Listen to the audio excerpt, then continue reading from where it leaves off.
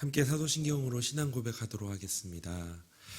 전능하사 천지를 만드신 하나님 아버지를 내가 믿사오며 그 외아들 우리 주 예수 그리스도를 믿사오니 이는 성령으로 잉태하사 동정녀 마리아에게 나시고 본디오 빌라도에게 고난을 받으사 십자가에 못 박혀 죽으시고 장사한 지 사흘 만에 죽은 자 가운데서 다시 살아나시며 하늘에 오르사 신 하나님 우편에 앉아 계시다가 저리로서 산자와 죽은 자를 심판하러 오시리라.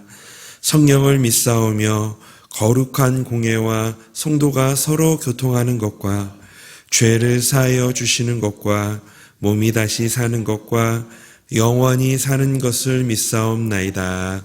아멘. 찬송가 425장 찬송하겠습니다.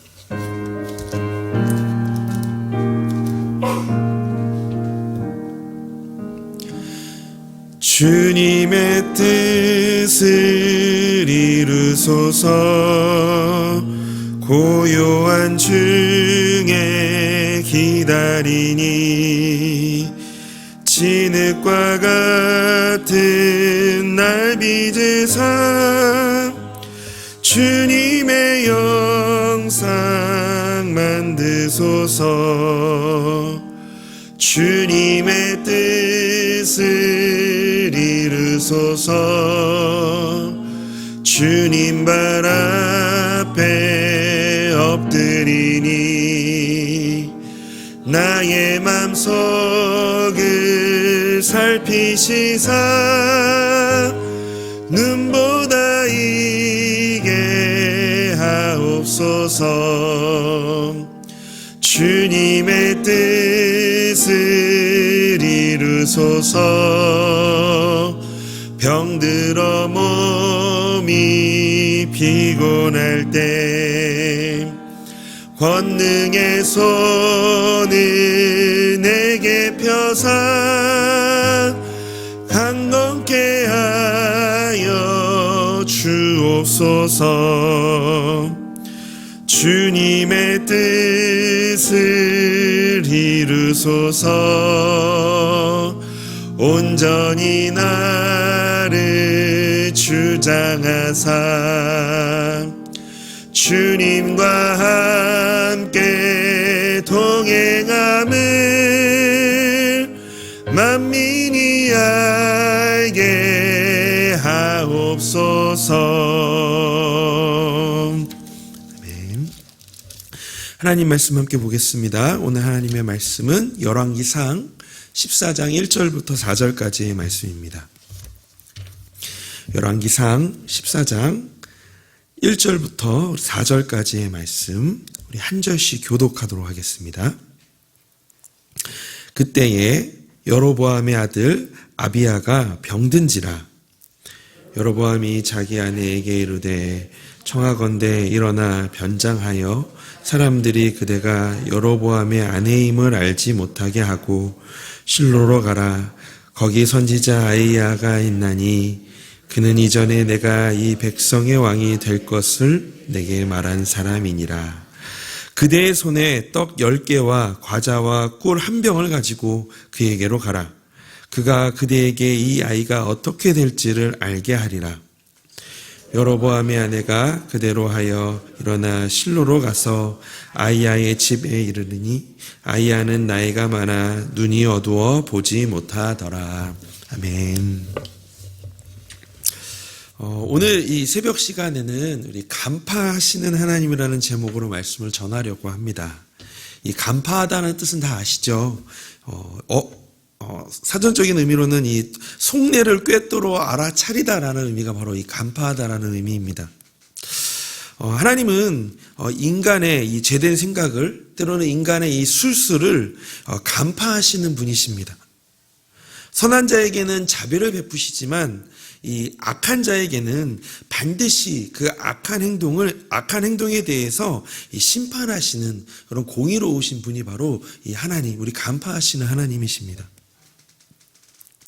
오늘 본문에서 이 나타나는 이 간파하시는 하나님을 우리가 함께 같이 살펴보면서 또 이것을 이 간파하신 하나님을 통해 깨닫게 하시는 은혜가 무엇인지를 오늘 좀 함께 같이 살펴보기를 원하는데요. 오늘 좀 한 가지만 좀 함께 같이 나눠봤으면 좋겠습니다. 이 간파하신 하나님을 통해 깨닫게 되어진 은혜, 한 가지는 바로 뭐냐면 하나님은 다시 살기를 원하신다라는 겁니다. 하나님은 우리가 다시 살기를 원하신다. 1절에서 이 여로보암의 아들 아비야가 병이 납니다. 이 본문에 그때란 1절에 앞에 보면 그때라고 나오잖아요. 이 그때란 여로보암이 하나님의 경고를 무시하고 계속 죄를 지으며 그와 또 그들의 가문까지 이 심판을 받게 된 이 상황을 말하는 것이 바로 이 그때입니다. 우리가 열왕기상 13장 이 앞절에 이 앞문맥을 보면 여로보암에게 하나님께서 심판하실 것이라고 경고함에도 불구하고 동일하게 계속 하나님 앞에서 계속 범죄하고 있는 이 여로보암의 모습을 우리는 이 앞절에서 볼 수가 있습니다. 그런데 그때에 심판하실 것이라고 했던 그때에 이 여로보암의 아들 이 아비야가 병이 났던 것이죠.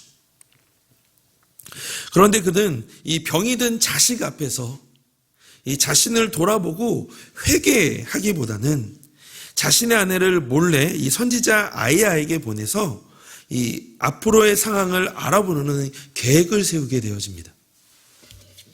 그 말씀이 바로 2절 말씀입니다. 여로보암이 자기 아내에게 이르되 청하건대 일어나 변장하여 사람들이 그대가 여로보암의 아내임을 알지 못하게 하고 실로로 가라. 거기 선지자 아이야가 있나니 그는 이전에 내가 이 백성의 왕이 될 것을 내게 말한 사람이니라. 그러나 이 여로보암의 이 술수는 여로보암의 이 생각은 그래서 이 변장하게 했던 것은 헛수고로 돌아갑니다. 왜냐하면 하나님은 이미 이 여로보암의 마음과 생각을 간파하시고 그의 어리석음을 드러내셨기 때문입니다. 5절에서 6절 말씀입니다.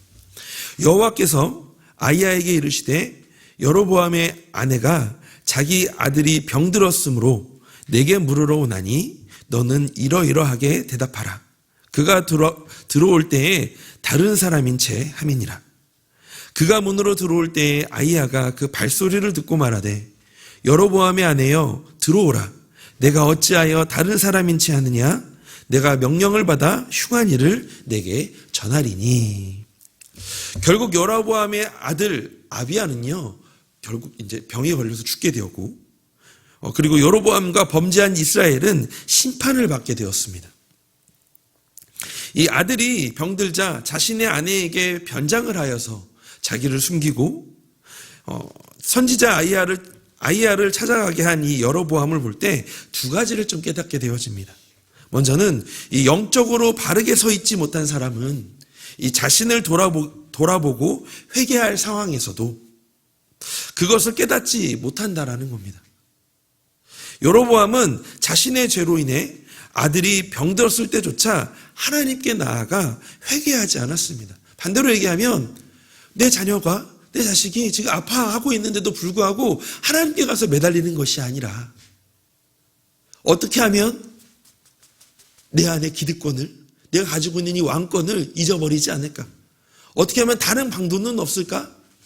하면서 하나님을 자꾸 기도하기보다는 다른 방향으로 눈을 돌려서 어떻게든 해결해 보려고 했다라는 겁니다. 두 번째는요, 또한 이 영적으로 바르게 서 있지 못한 사람이 범하는 잘못 중에 하나가 뭐냐면 속임수를 사용한다라는 겁니다. 여로보암은 자기 아내를 변장시켜 정체를 숨기고 아이야를 만나게 하는 인간적인 술수를 썼습니다. 왜냐하면 만약에 여로보암이 직접 그 아이야에게 찾아갔다면 반드시 이 여로보암에게는 하나님의 심판의 예언을 받을 것이라는 것을 자기가 확신하고 있었기 때문에 그렇게 가지를 못하고 자기 아내를 변장시켜서 어떻게 하면 다른 말을 들을 수 있을까? 다른 예언을 들을 수 있을까라는 그런 기대감으로 이 아내를 보냈던 것입니다. 혹시 이 두 가지,